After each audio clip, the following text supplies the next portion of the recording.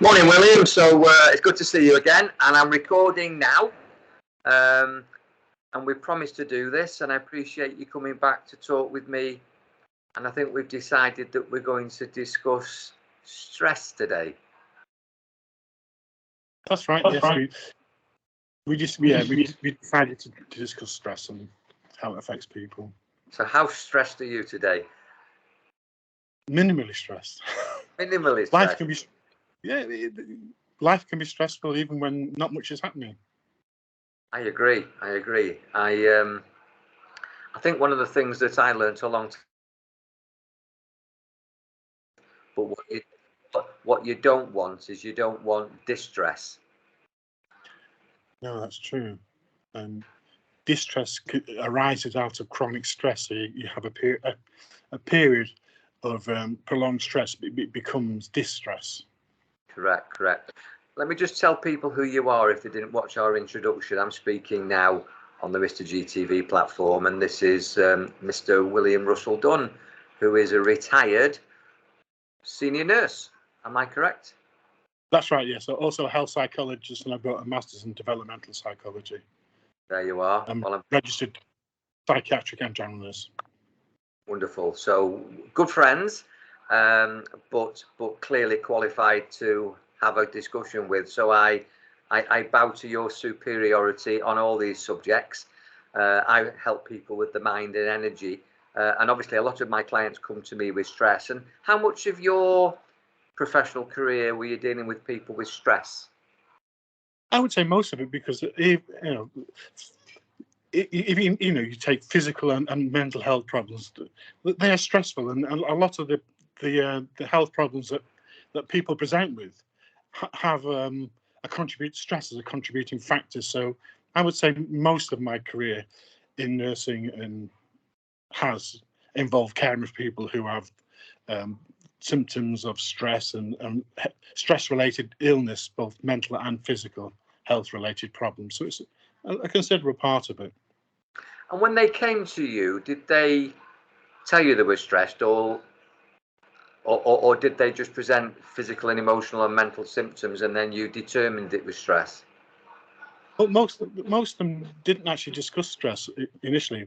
They weren't aware that most of their problems were related to stress and distress related sort of problems. So they weren't aware. So during my assessments and both risk assessments and care assessment and care planning assessment, identified to myself and to them that their problems were in part caused by their levels of stress and distress. Yeah, it's very accumulative, isn't it? You constantly taking on more as you go through your life and career. You take on more responsibility personally, and then you take on more responsibility sometimes in your job, or you micromanage these days. I mean, I know I was when I was in industry. You know, we were. My background's motor engineering, and we could virtually self-manage ourselves. And before I retired, when would that be? 2007. You know, I was micromanaged. They knew everything I was doing. There was very little freedom of movement in my career, and there was a lot of pressure with that. I think that's pretty commonplace now, isn't it?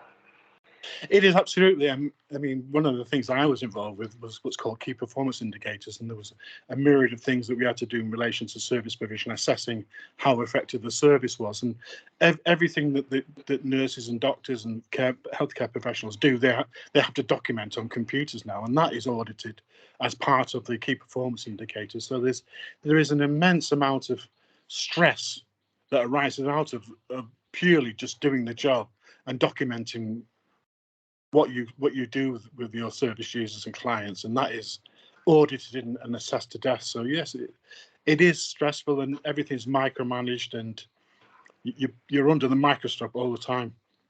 And I used to wrongly, really, and I'll admit this, I teach from my experiences. I used to say I thrive on stress, and a lot of people you'll hear say that, you know, oh, I'm buzzing, I'm so busy, I'm buzzing, I'm thriving on it. But there is a price to pay, isn't there?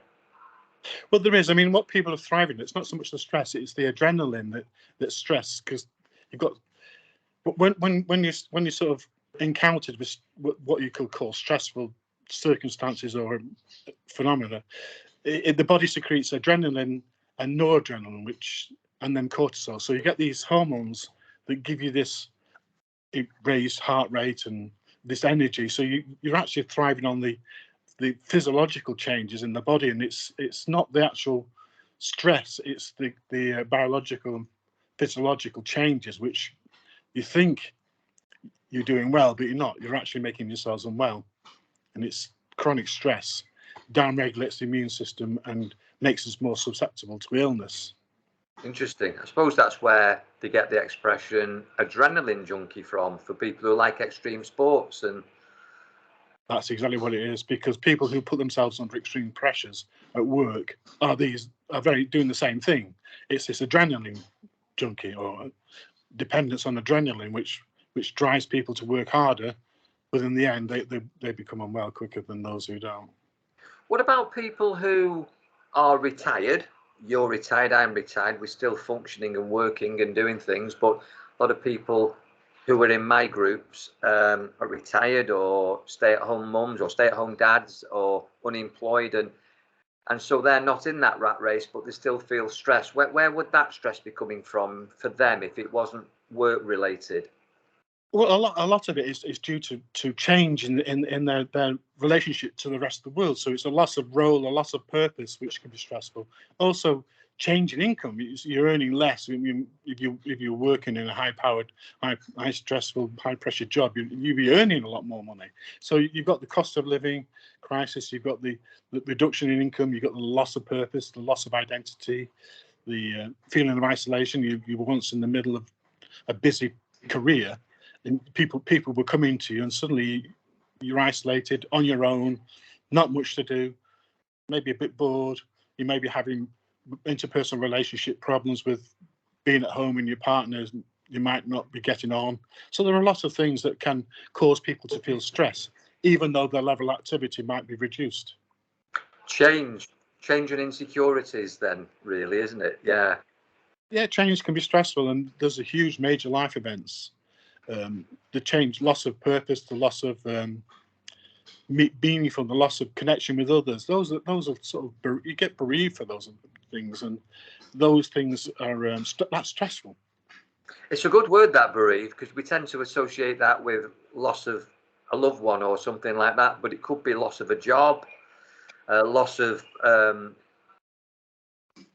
loss of purpose, the loss of meaning, the loss of contributing in the way that you used to when you were active in work. Yeah, it's huge changes in life. And you may have to move house because you can't afford the house that you lived in while you were working. I was just about to say that we see all this stuff on television that I call television, and it's all fear, and it puts you into uncertainty, and that is stressful, isn't it? You know, I can't go to the bank because the bank's closed. You know, I've got to go 20 miles an hour in Wales now, so I've got to set off half an hour earlier. There's all this uncertainty with Brexit and ULEZ and, well, wars. And it's just constantly coming at us through that hypnotist in the room, the television, and that is stressful, even though you just sat there having your brew. You know, it's. I mean, that's the time when you're going to be most stressful, is when you're doing the least. So sitting and watching the television, you're most vulnerable because you might not be sleeping very well. You're tired, you're stressed, and then you've got all the time in the world to ruminate or to think, or overthink all these things that are causing you to feel stress. You then it becomes bigger than it really is. You're creating mountains out of molehills. You're making big problems out of small problems that really might not directly affect you, but you start catastrophizing about all these things that you're observing, and you're just sitting there and it's overwhelming you, and that becomes distressing. What's the answer, William? What was, when you did your risk assessments and your questionnaires and you determined it was stress related that was bringing on physical, emotional and mental symptoms, what was your strategy for those clients? What would you tell our viewers? Well, it's learning how to, well, it's the things that you were talking about, learning how to sort of control the things that you can and not worry about the things that you don't have the control over. And it's just focusing on what's happening to you, in living in the now, you know, what is happening to you, and, you know, really being honest with yourself, what is really affecting you adversely and what isn't, and then developing a strategy, a self-management strategy, self-care strategy, and to realize that you are a stronger, better person, and that you can change the way you think about the world, and don't think about the world in such negative terms. Things aren't quite as bad as they seem, and we can improve things in our lives, even if only slightly. Not to imagine the worst, and to enjoy what good things you have in those, the good things that you have in life. Would that be things like mindfulness? Mindfulness, yes, that's one of the things I was thinking of. Mindfulness, positive mental thinking, and CBT, yeah. CBT, that's right, absolutely, cognitive behavioral therapy, and there's neuralistic programming, which is an interesting thing, and catalytic analytic therapy, and it's relying on networks and developing networks, and you know, getting support from those surrounding you, and if you have support, it's realizing that you have support and taking comfort in the support that other people can give you, and obviously supporting other people, which would give you purpose and help you feel less isolated, and giving you meaning to life again. Yes, I always said that the best way to make yourself feel better is to go and help somebody else. You know, absolutely. That you can raise your own self-esteem by raising the self-esteem of others. But it's definitely not a good idea to bottle it, is it, and keep it all inside. I think that it's good to express it to professional, qualified people. Yeah, that's right. I've seen so many people in secure psychiatric wards, mental health units, that have bottled their emotions up, and it suddenly becomes overwhelming, and with the pressures and stresses of life, they become mentally and physically unwell, and they need to be admitted into a hospital. I'm not trying to scare people, but bottling things doesn't help. You can end up with physical health problems that you wouldn't have if you just opened up and sought help, and even if it's just for psychological or mental health problems, you don't keep it to yourself. There are people around you that care about you, that want to share your burden. Yeah, obviously, that's typical. You should be helping other people if you can. There are some unhelpful behaviours as well that a lot of people turn to. The escapism through drink and alcohol, but that's a downward spiral.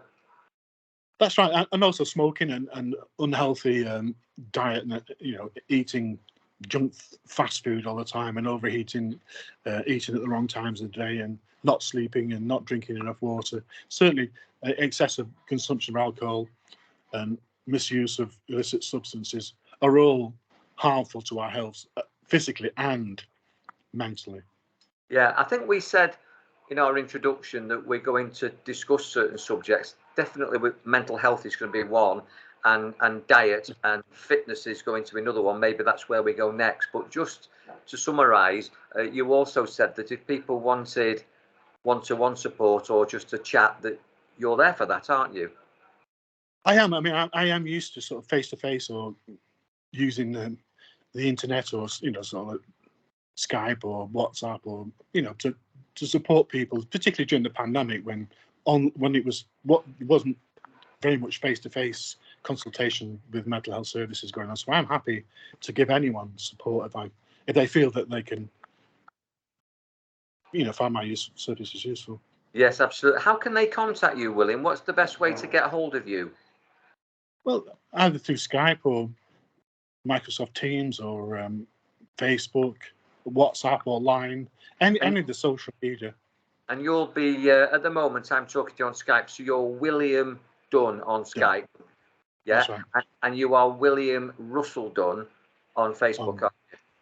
That's right. And I think it's William Dunn on WhatsApp, and then I'm online as well with William Dunn. It might be William Russell Dunn. But you're also a valued and contributory member to Mr. GTV. So if you go through the members on Mr. GTV, they'll find you there, and then you're prepared to talk to people and give them the support and professional advice that you're qualified to do. Absolutely. And I've also got a Facebook page, which is Living in Harmony in a World of Disharmony. So now that's really good. Living in Harmony in a world of disharmony. I know you started that a while ago, and you want to add more content to that. I think that's very, very relevant in today's situation. I think maybe that's a talk for another conversation. But thank you so much for this, William. I really appreciate your time and expertise. And until next time, is there anything else that you'd like to add before we close? No, just keep positive. Think about the positive things that you've got. Most people have got through life and achieved things at work, so they have the skills and expertise to be able to make a difference, and they can do that in their personal lives as much as they were able to do it in their work lives. So I think people should think about what they can do and get on and enjoy life, and don't worry so much, because there are people there to support you. Well said. I really respect that advice. Thank you very much, William, and I'm looking forward to speaking to you again. You take care. And you.